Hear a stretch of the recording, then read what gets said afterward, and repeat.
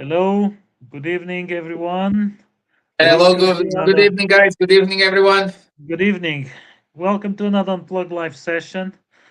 And first of all, my apologies. I was the one that was on tour last week, totally off, and really I could not join the live. Of course, we all have been busy, and I finished 2 weeks pretty much non-stop through the country and even with a go to Spain, but two amazing weeks where I met great people and we had amazing tours. And you, how have you been? Well, Busy, busy busy. too. Yeah, Busy and hot. Very warm also yeah. here. Well, the Summer Algarve being the arrived. Algarve, right? Yeah, summer arrived earlier this year. Yeah. Well, Yeah, it's um, funny that we were talking 4 months ago about the storms and why people shouldn't be canceling mhm. their trips over here and whatnot. And then all of a sudden, lo and behold, we are under a bit of a heat wave right here. Well, not just Yeah, over here in Portugal, but I think that in pretty much all, all of all Europe. Europe. So, Yeah, Well, even in the UK, I think they are expecting 35 degrees for Wednesday. So I think the fish and chips, it's gonna melt. Gonna melt. yeah, uh, I was in Braga and Guimarães just a few days ago, and it was getting like 34 Celsius in Guimarães, stuff like that. So it was quite warm over there. And as you might think, you go further north and it's cooler. Not really. So it was quite warm, in fact. And even in Tomar, I was in Tomar yesterday and the day before, and it was considerably warm. yeah, So well, 3 days ago, I was actually at the mountain range at Serra da Estrela, and I saw temperatures of over 35 degrees Celsius over there. So yeah, you pretty much yeah. can't escape the heat no matter where you go in the country. But well, today's topic is all about safety, and well, we can give you a few safety tips also to protect yourself from the heat. So, Lionel, Well, do you want to Sergio, start? can you? No, no, please go Okay, ahead. You started with a sure. very interesting topic because I've seen a lot of people struggling on these last days with already some sunburns, even when it's overcast. The sunburns, but people get what we normally call these spring to summer colds. I felt a lot of people that they were quite affected by the temperature difference, and they were sometimes struggling a bit with in fact with a cold and warm some cold breeze and so, and they were having a bit of a hard time, but please go ahead. Yeah, so I'm going to talk a little bit about, well, you guys all know that I'm basically based around the north and I do mostly Douro Valley tours and with a special Mhm. focus on wine tourism. And my biggest advice for people taking such tours nowadays and to keep you guys safe, with the very hot temperatures, you're going to have the temptation to drink a little bit more. And if you're doing wine tours, the temptation is going to be to drink a little bit more wine. And Mhm. that's one of the moments where basically all logic goes out the window because we're having fun, we're with friends, with family, we're enjoying ourselves, and alcoholic beverages tend to be social beverages over here in Portugal, and obviously wine is no exception. And this is the big mistake that most people do. They think that they they don't think they're not thinking straight during those times because they're having so much fun, and they forget sometimes the obvious things. Like, for example, wine is actually one of the things that is going to dehydrate you even faster. And so, Mhm. my advice is, well, keep always a couple of bottles of water in hand.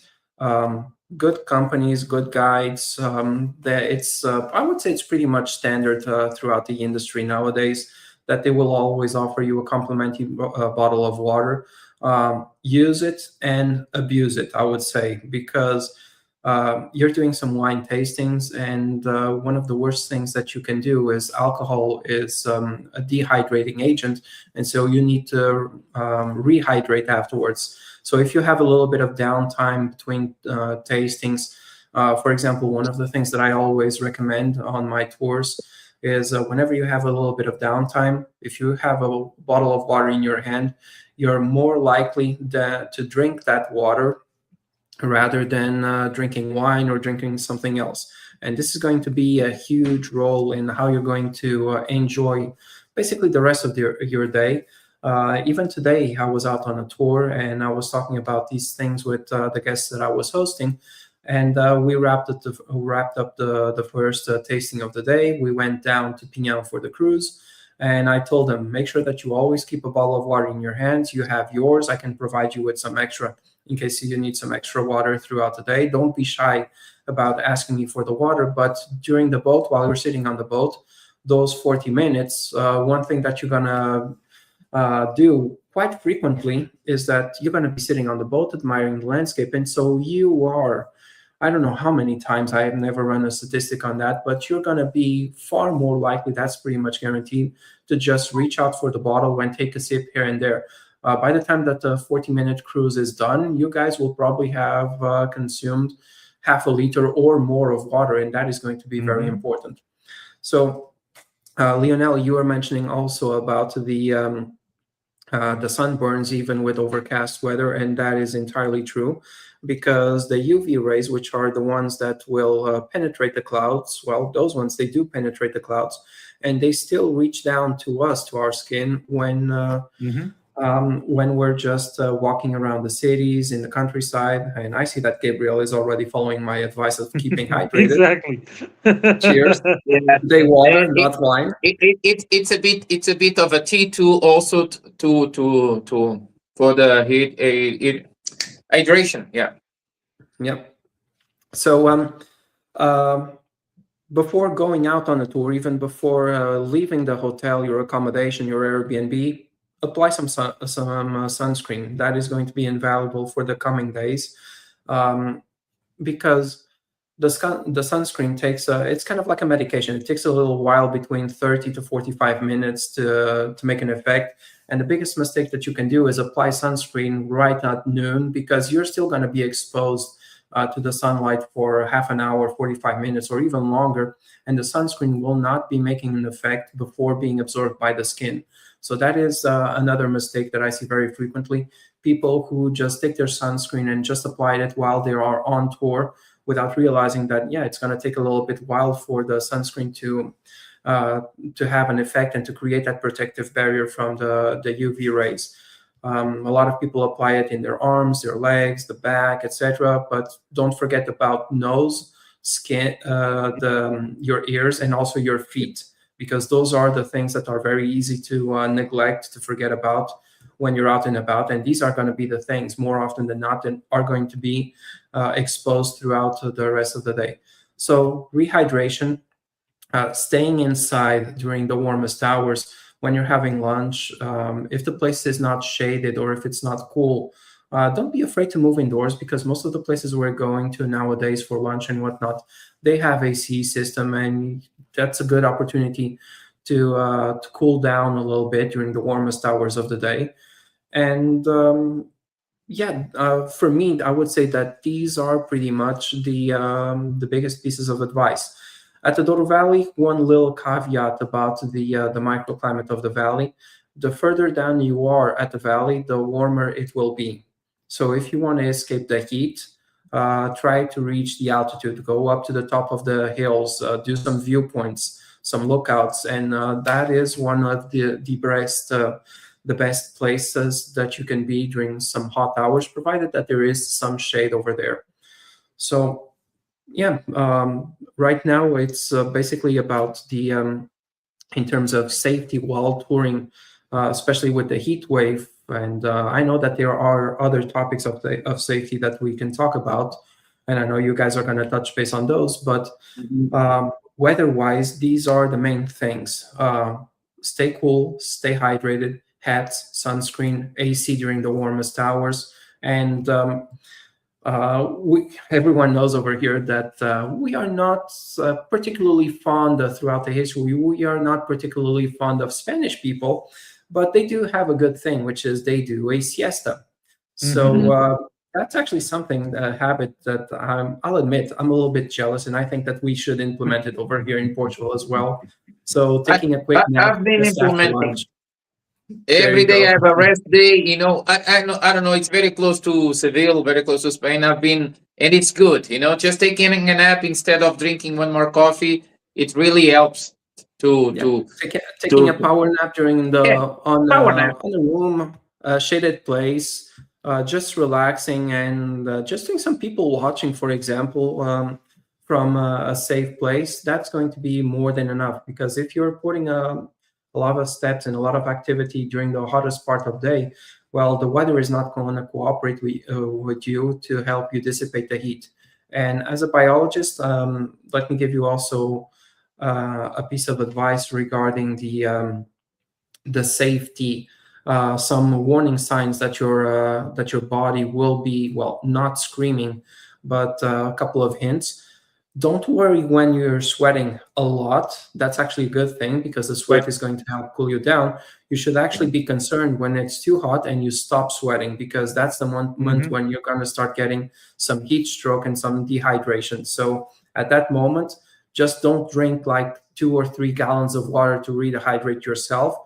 Take small sips, but very frequently to make sure that all of the water, your organism has time to absorb all of the water. So when you stop sweating during those very hot summer days, that's when you should be concerned about and start taking some protective measures, stopping the activity, finding a shade, finding a cold place, and slowly taking in the water, and sometimes even water with electrolytes. So Hmm. these are some general advices to basically brave through the heat.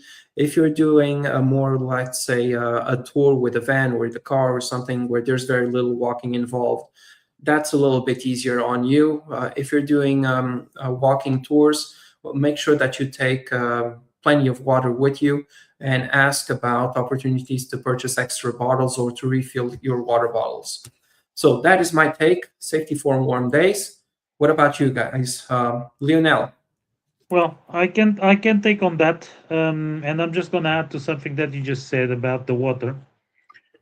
A lot of people like cold water, and in many places the vendors have extremely cold water. And well, drinking that in a very hot day can also create a few issues. Mostly if you just had, well, a snack or a meal, well, a half hour or 1 hour before, and you can have a digestion issues, and sometimes they are not easy to deal with. But tendentially, people like to ask for extremely cold water when it's extremely hot, and that thermal shock in most cases doesn't help at all. So I've seen some people, well, in trouble because of that. Lionel, And let me just, yes, yeah. because you are talking about that, I learned the hard way when I was 17, 18. I was cycling in the middle of the countryside, very warm, and I didn't bring water. I was just a dumb teenager. I mean, and then I stopped by a cafe, and then I ordered an extreme cold 7 Up. And when I drank a bit fast because I was thirsty, I felt Yeah. an addict. I thought I would die. I almost fall. Everyone came around me, and I almost died there. So it's really really important not drinking cold water. And if we want a lesson from experienced people, we just need to think about the Tuaregs in the desert. They don't drink cold; they drink hot tea because then the body Hmm. retains the warmer water. So it feels good, the cold water, but then it comes out very fast too. So it feels good, Yeah. but it's not the best option. Go ahead. Sorry. Yeah, well, no, no, no, no. It's a good point, and it's a good insight, and it just reinforces what I was saying. Um, and then the other thing that I notice, um, it feels very nice when you find a place that, well, the air conditioning, it's well, at high speed, very cold. It feels very nice because you're so hot, and of course you are just desperate to get some cold air. But a lot of people end up sitting right next to the air conditioned vent. They put the air condition to the max directly to them on the coldest setting, and that can also, well, create what I was telling earlier, like this more like spring to winter uh, flus, I would say. And people end up, 1 or 2 days after. Some barely can talk. Others are, with their body, hurting everywhere. They feel without any energy because, technically, they got sick because of the exposure to the cold air. And this is something, uh, for us that we have vehicles that we can, control remotely, how the air conditioning is set and so on. It's always pleasant to have the air condition set when we go back to the car, and it feels nice to get into the car and feel it cool. But it's something that I'm always aware about. It's to set it in a comfortable temperature, but not extremely cold, because this thermal shock can be really really tough. And I'm quite used to hot and cold, and leaving the car, entering the car, and all that.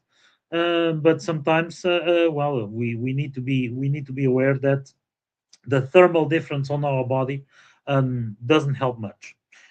And now, as I was speaking about, the vehicles and the comfort, I'm going to address something that is a bit sensitive.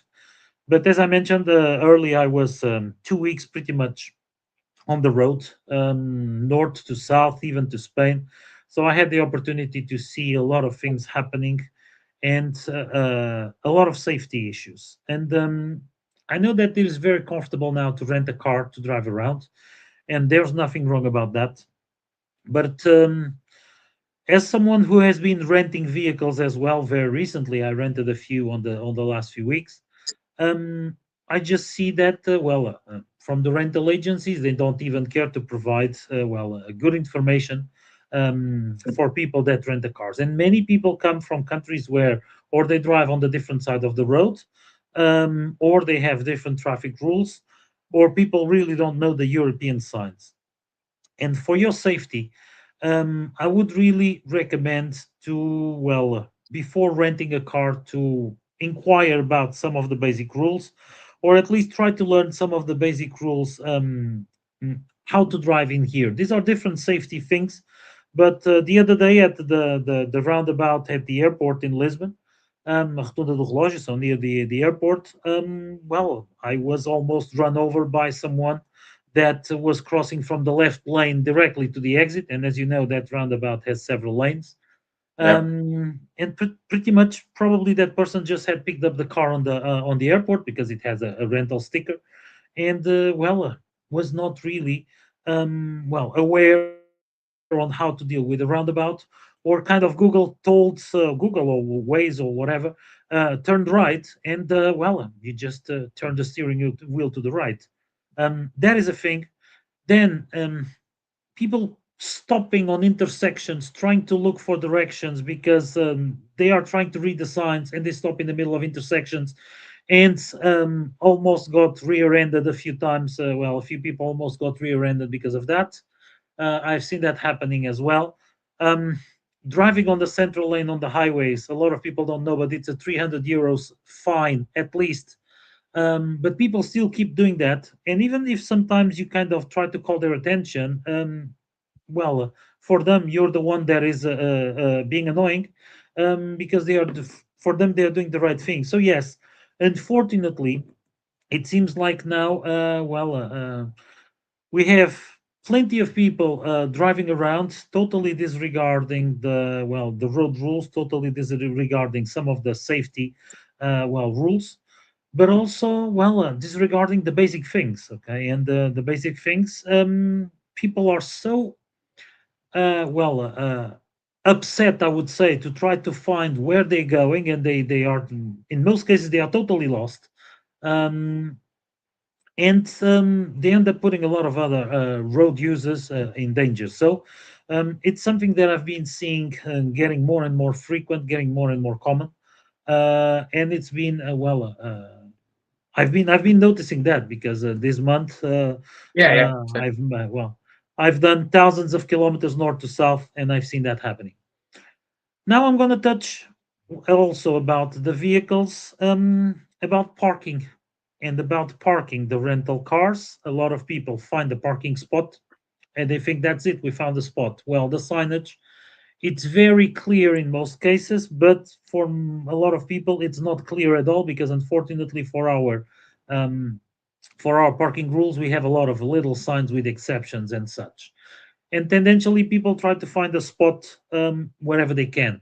So always check at the beginning of the street or walk 3 or 4 cars before where you found a spot to see if there's any sign that restricts or forbids the parking over there, or come to the beginning of the street to understand if it's a residents only area, if it's paid parking, if it's just for loading and loading, stuff like that, because it's very frequent now. People park the car and then when we'll get back there, the car isn't there because was towed away.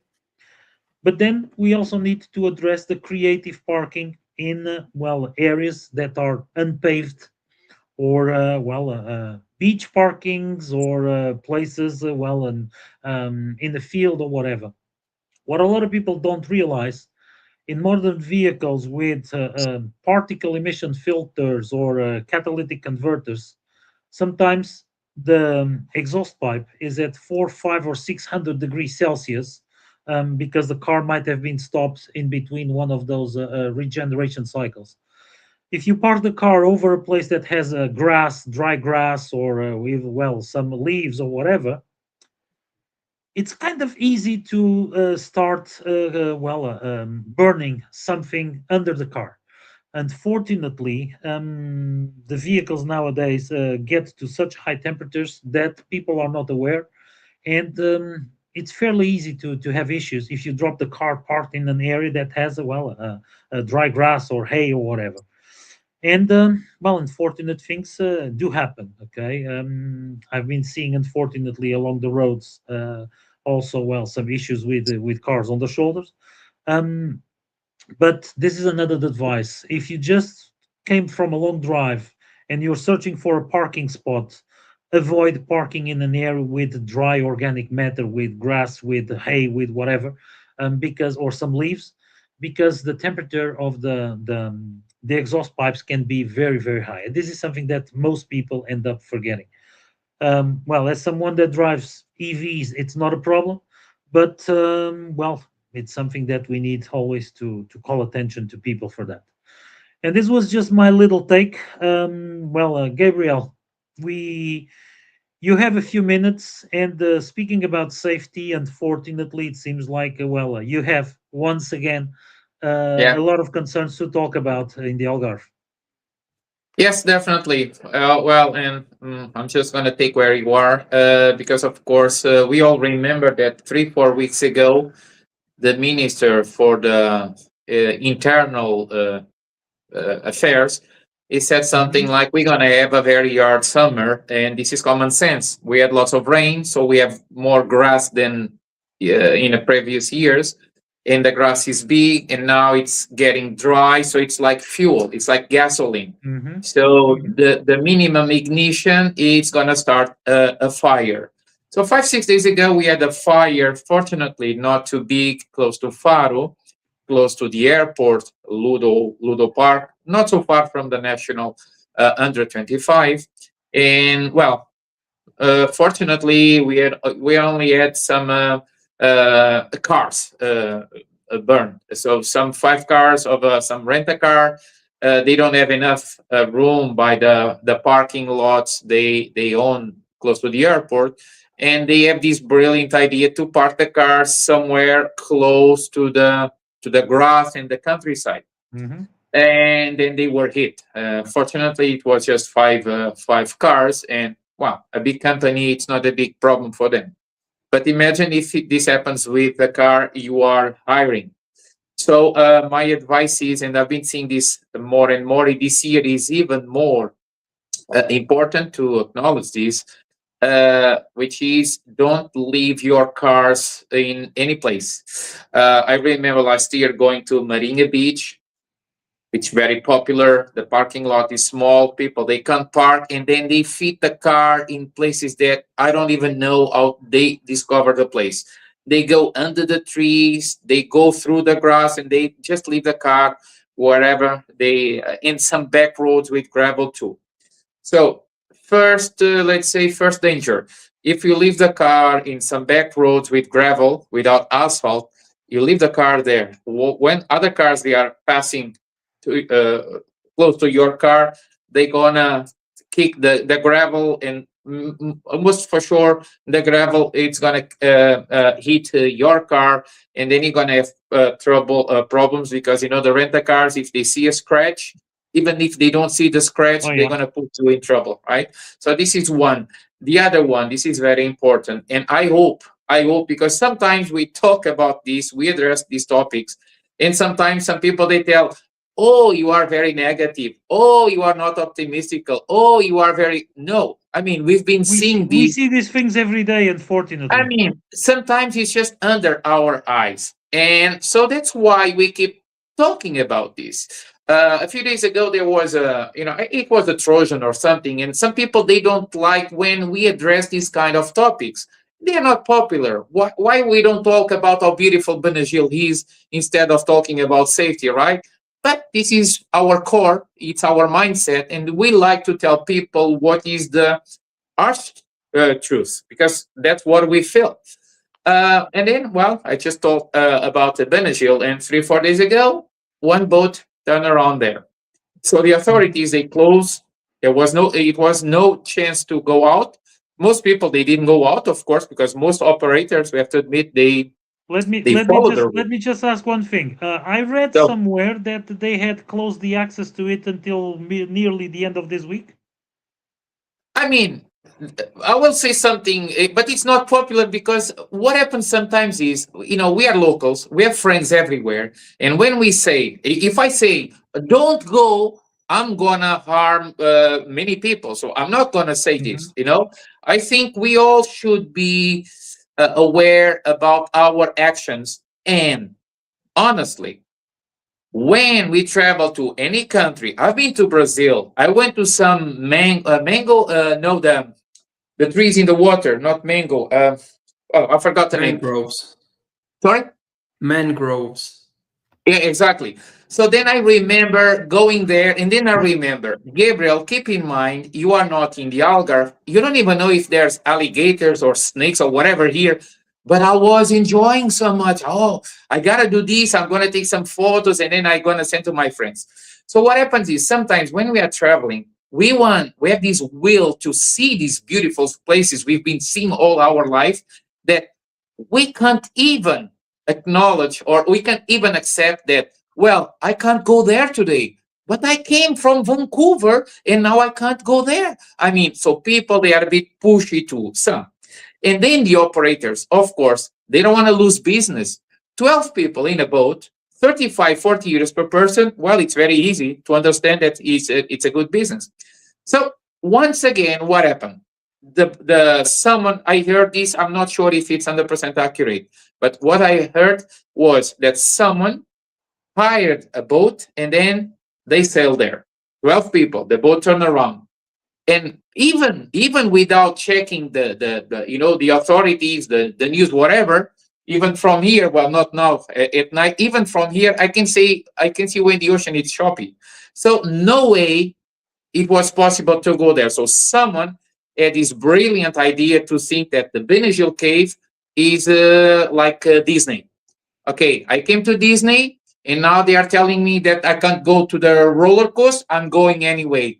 It doesn't work like that, because when we deal with nature, natural parks, oceans, rivers, creeks, whatever, we need to keep in mind that, oh, see, now I just recall, these guys in Thailand, they went to some grottos under the water, and the worst happened, because I don't know, I don't even know the reasons, but for sure they did something wrong.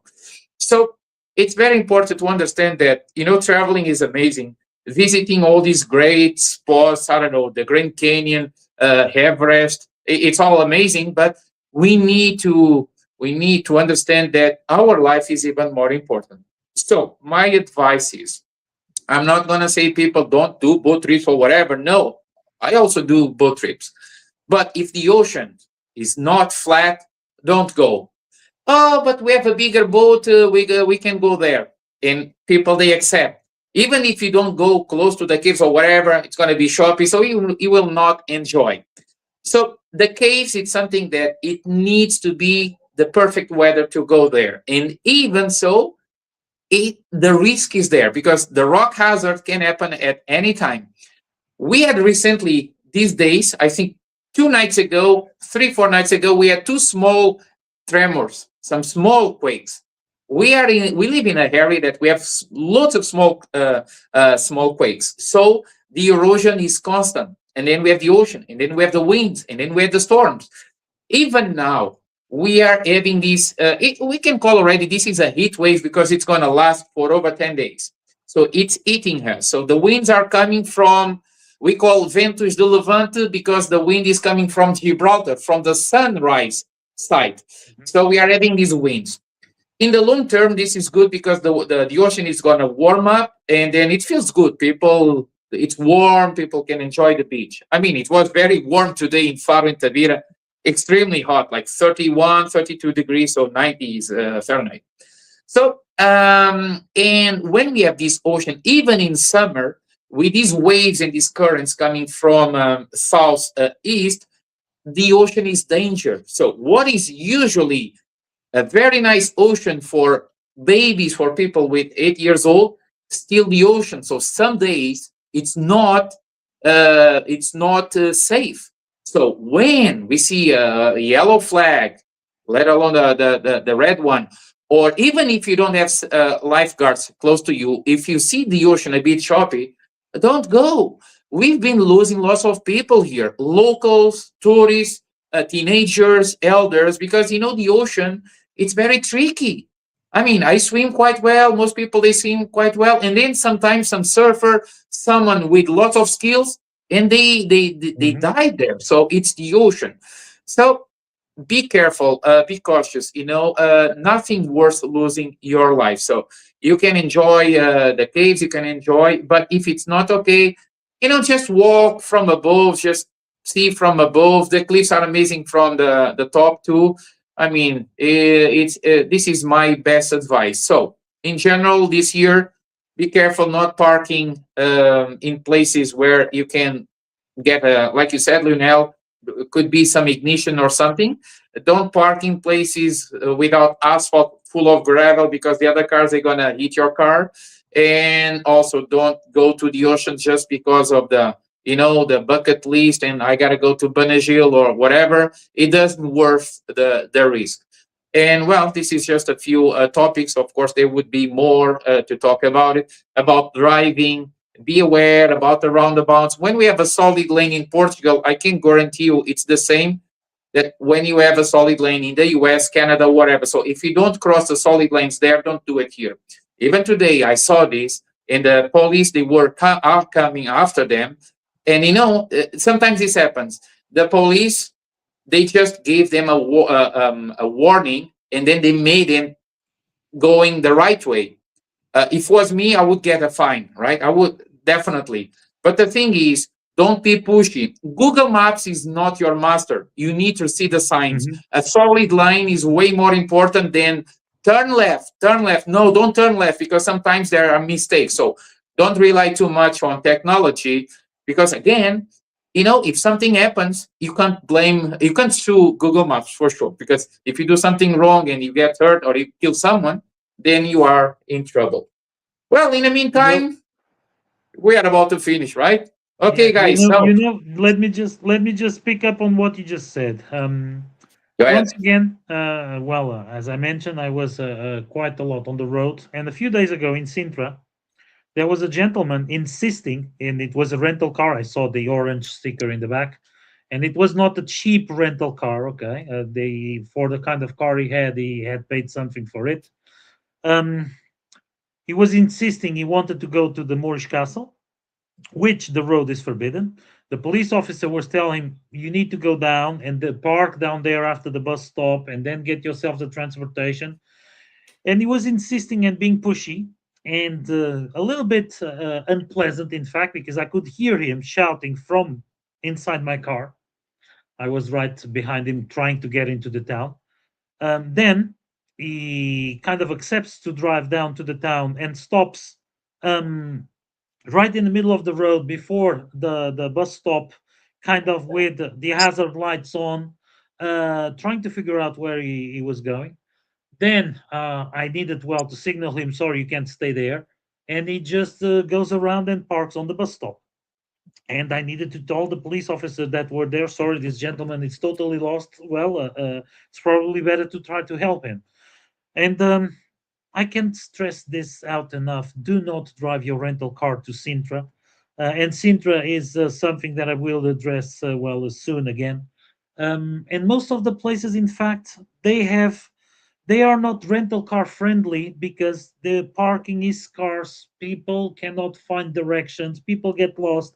And worse than that, the apps are not updated in some situations, like Sintra that changed rules a couple of months ago, and not everything is up to date or where you can go or not. So, renting a car now, in most cases, it will no longer be freedom for traveling, and it might become really an annoying situation or a nuisance, really, while traveling because. If you cannot find parking or you well cannot access some of the monuments, there will be a lot of well stress trying to get somewhere, and people are wasting their time and their money because they paid for the car to get to certain places. So I see this every time, and we are not yet at the crazy peak seasons. We are still in May. But yes, I saw that right in front of me, and I was with guests in the car, and we saw that right in front. So um, with everybody writing and saying don't drive there, well, probably the message is not getting to everyone. They probably didn't get the memo, but it's really something that people should be aware that more and more places now are becoming quite hard to deal by rental car because well there are restrictions imposed to them. So from my end, well, I just wanted to add this. I don't know if you want to add something else, Sergio. Actually, yeah. Going back to Gabriel's turf a little bit right now. You were talking about safety and whatnot, and one of the things that we were discussing a couple of days ago was precisely the bad weather that we had this winter, and that created quite a bit of instability on the cliffs over there. And with the heat coming up, well, and the quakes that you just had a couple of days ago, it's never enough to stress how unstable sometimes those cliffs can be. And then there's people who are looking for shade and they put their towels right next to the cliffs, right under the cliffs. Even with I have signs, even with the signs, warning even signs. with the signs, exactly. So the cliffs are marked as unstable. Don't put your towels over there. Keep a minimum distance between the cliff and the place where you're gonna set up. And we've already had examples in the past. I remember, I think it was 2011, probably, or 2014, precisely in Albufeira at the Maria Luisa beach, where we had 2011. that. Yeah. 2011 August, I remember. Yeah. 2011. I remember because I was there that year as well, and fortunately I wasn't at that beach, but we still remember the tragedy that happened over there at that beach, and that is because people, they don't respect the signs, they don't respect nature. I do understand that they want the best possible comfort, but well, sometimes that involves just taking a sunshade with you, an umbrella or something like that that you could set up on the beach away from the cliffs and be sheltered, protected, and not having to rely on a situation where you're not sure about the stability of a certain structure or rock formation, and you're gonna be sheltering nearby. So I would say that this year, uh, considering the winter that we just had, considering the hot temperatures that we are about to have this week, and the earthquakes, the small quakes that you had just 2 or 3 days ago, I feel like this is a powder keg just It is. about to explode. And I think that I hope that I'm wrong. I sincerely hope that I'm wrong. But it's just a matter of time until we have another tragedy like the 2011 one. It's gonna happen. Unfortunately, it's gonna happen. Yeah. So be smart. If the signs are there, it's not to make your vacation a nightmare. They are there. The signs are there for a reason. It's to warn you that it's not safe, and The it's not problem. worth ruining your vacation, or even worse, getting injured, or even worse, just for a little bit comfort because you didn't want to carry a sunshade with you to the beach. Just take the extra effort, put yourself a little bit closer to the water. You're going to feel that breeze coming through. It's going to be much more pleasant than staying on the shade of a cliff or a rock formation where you don't know the structural integrity of that rock formation. A lot of people think that the signs are just mere suggestions. Or they are just But in decorative fact, sometimes. yeah, exactly. Yeah. But in fact, they are rules, and it happens not only on the cliffs. It happens on the road as well, and other things. But yes, unfortunately, we see that Well, happening let every me day. just give a one more and last friendly advice or suggestion. We have lots of beautiful small coves. They are very popular, like Camilo or mini small coves, and I know they are very cute and people they like to go there. But even in places like Lagos, we have long beaches, Meia Praia, endless beaches, Hmm. Alvor, Hmm. Praia da Rocha, Salgados between Albufeira, Armação de Pera, Falésia, and then the eastern Algarve. We don't have cliffs, so don't put yourself in danger. It's nice to take a photo, but staying all day close to the cliffs, it's just a matter of time, like you said, guys. It doesn't need to be a big rock fall. Just one small stone hitting the head of your kid or yourself, you're gonna get hurt, and it doesn't worth it. Okay, well, this is our advice, and we just wish you the best.